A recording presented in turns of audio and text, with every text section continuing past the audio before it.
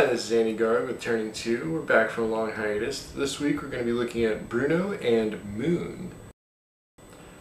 So Brüno, starring Sacha Baron Cohen, is just sort of a vehicle for him. It's not really a movie, it's just him running around being hilarious. It feels like they took, the 12 funniest ideas they'd come up with and they just filmed them all and then put them back to back to back to back.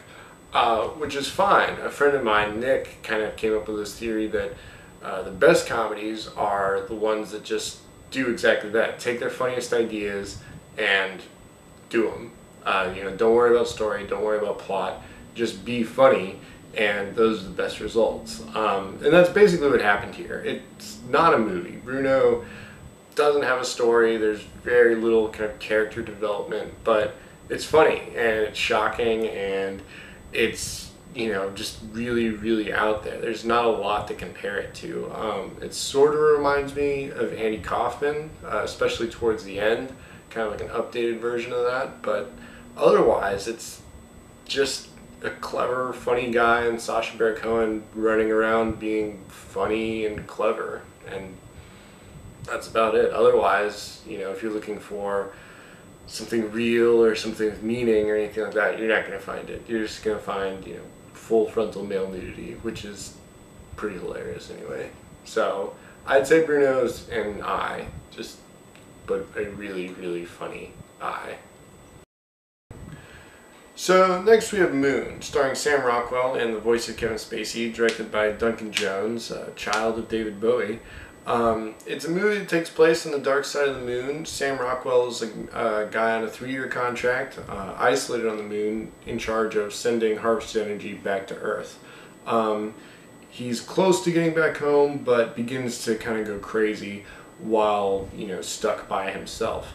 It's an interesting movie, one that premiered at Tribeca Film Festival. It deals with, what it means to be human, and also kind of shows an example of what postmodernism is as you gain kind of awareness of your situation, how it changes your perception of things, which both of those I kind of found interesting.